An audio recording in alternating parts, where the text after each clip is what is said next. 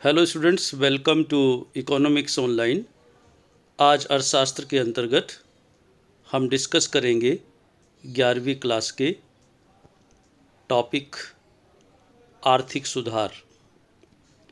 आज का हमारा प्रश्न रहेगा, आर्थिक सुधार से क्या आशय है, आर्थिक सुधारों का क्या उद्देश्य है, भारत में आर्थिक सुधार की प्रक्रिया अपनाने की क्या आवश्यकता थी। तो देखिए, आर्थिक सुधार क्या है। आर्थिक सुधार से आशय आर्थिक संकट को दूर करने की दृष्टि से अपनाए जाने वाले उपायों से है। सरकार ने 1991 ईस्वी में नई आर्थिक नीति की घोषणा की और इस नई आर्थिक नीति में व्यापक आर्थिक नीतियों को सम्मिलित किया गया। इसी को हम आर्थिक सुधार के नाम से जानते हैं। जब ये नीति तैयार की गई थी तो इस नीति के आर्थिक सुधार नीति के कुछ उद्देश्य थे। किन उद्देश्यों से ये की गई थी? नंबर 1, इन सुधारों का उद्देश्य अर्थव्यवस्था में अधिक स्पर्धापूर्ण वातावरण की रचना करना। दूसरा, फर्मों के व्यापार में प्रवेश करना तथा उनके विकास के मार्ग में आने वाली बाधाओं को दूर करना। तीसरा, भुगतान संतुलन में आ गई कुछ त्रुटियों को दूर करना। त्रुटियों का मतलब गलतियाँ।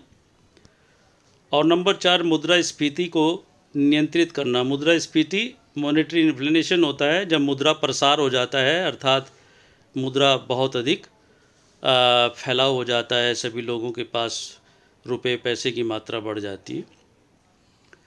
पांचवा, अर्थव्यवस्था में विकास की दर को बढ़ाना। छठा, अर्थव्यवस्था के स्वरूप को उदारीकृत करना। सातवां, वित्तीय क्षेत्र में सुधार एवं आधुनिकीकरण को प्रोत्साहन देना। और आठवां था राजकोषीय अनुशासन में सुधार।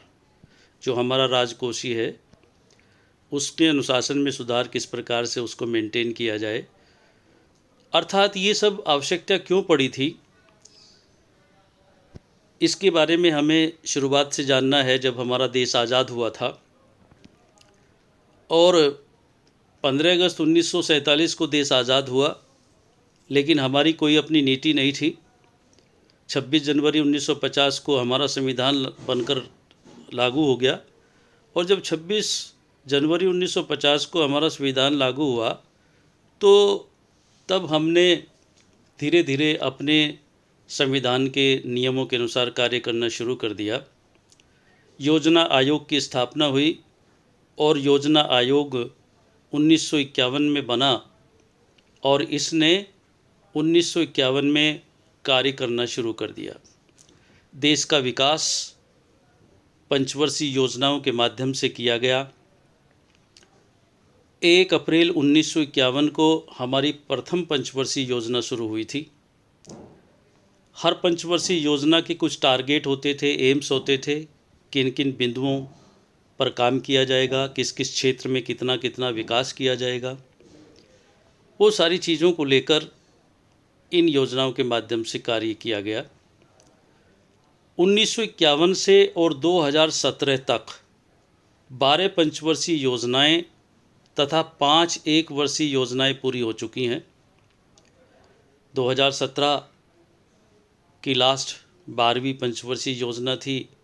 2014 में ही मोदी सरकार ने इंडिकेशन दे दिया था और उसके बाद फिर उसको क्रियान्वयन रूप भी दे दिया कि योजना आयोग अर्थात पंचवर्षीय योजनाओं के तहत काम न करके नीति आयोग के नेतृत्व में आगे विकास कार्य को बढ़ावा दिया जाएगा।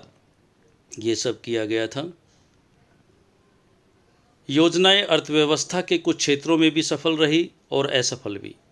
सार्वजनिक क्षेत्र को अधिक महत्व, निजी क्षेत्र पर नियंत्रण, उद्योग एवं व्यापार पर प्रतिबंध तथा नौकरशाही ने जून 1991 के अंत में देश में एक आर्थिक संकट पैदा कर दिया।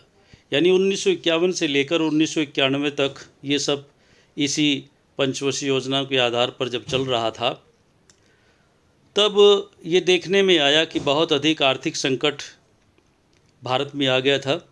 विदेशी मुद्रा भंडार में निरंतर कमी, नए ऋणों में विलंब, अनिवासी खातों से धन की निकासी होने लगी। निरंतर आसमान छूती महंगाई ने अर्थव्यवस्था को डावाडोल कर दिया।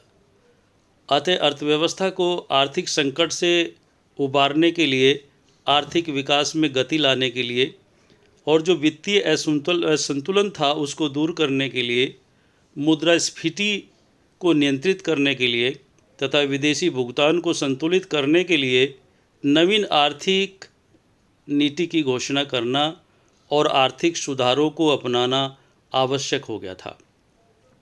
भारत में आर्थिक सुधारों को अपनाने की आवश्यकता मुख्य रूप से क्यों पड़ी, उसके कुछ बिंदु हैं जिनको कि मैं एक एक करके डिस्कस करूंगा। सबसे पहला है अनुत्पादक व्यय में निरंतर वृद्धि।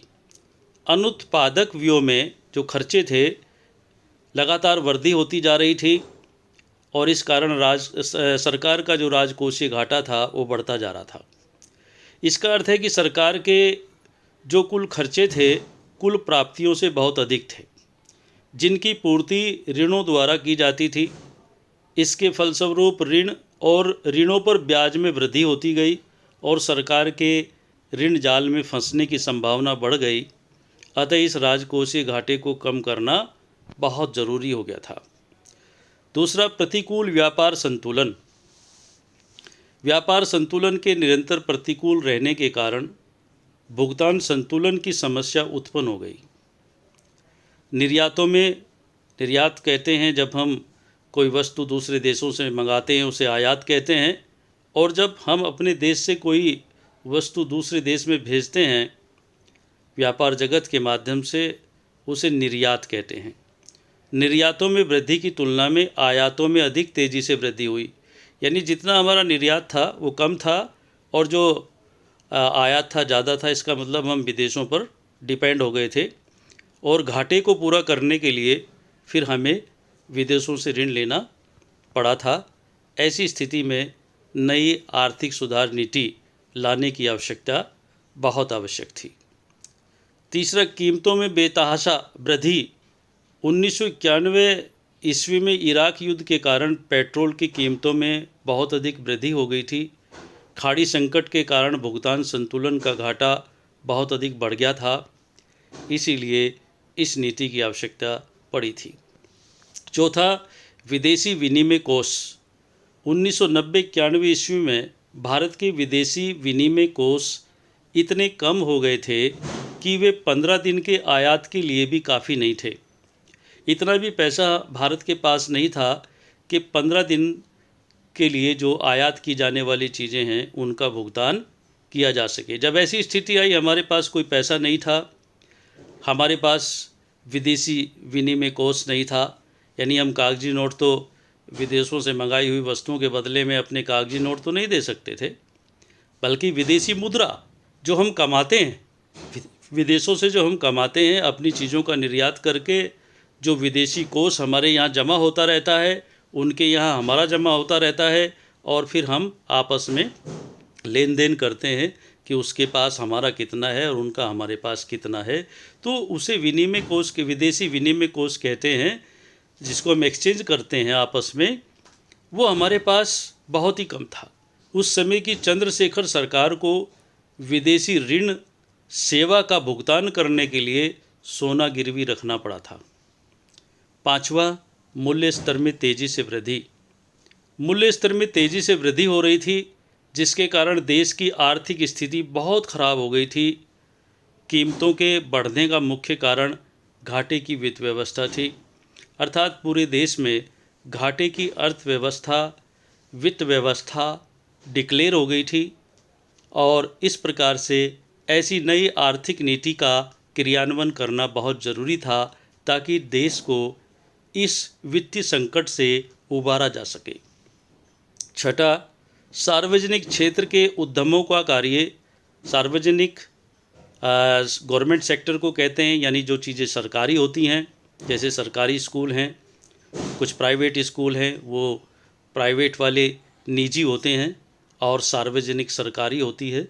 सार्वजनिक क्षेत्र के उद्यमों का कार्य निष्पादन असंतोषजनक था।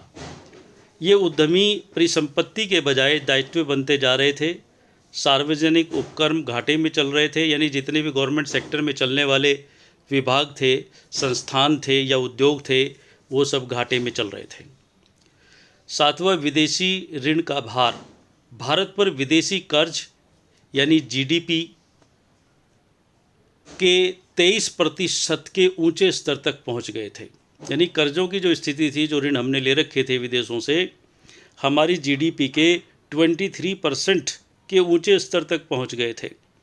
विश्व बैंक, अंतर्राष्ट्रीय मुद्रा कोष सहित जो अनेक अंतर्राष्ट्रीय संस्थाएं हैं जो ब्याज पर ऋण देती हैं, उन्होंने भी भारत से ऋण देने में आनाकानी करनी शुरू कर दी थी। आठवां, मुद्रास्फीति, मुद्रा का प्रसार।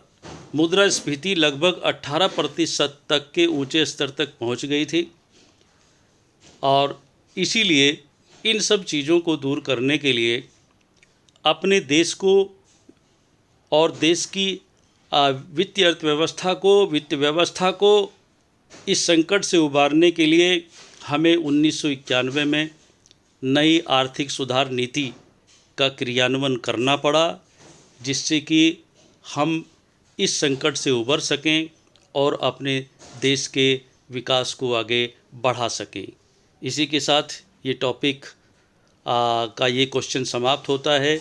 इसमें टॉपिक में आगे 3 प्रश्न तुम्हारे बनते हैं: उदारीकरण, वैश्वीकरण और निजीकरण। उनको एक एक करके मैं आगे पढ़ाता जाऊंगा। Thank you very much.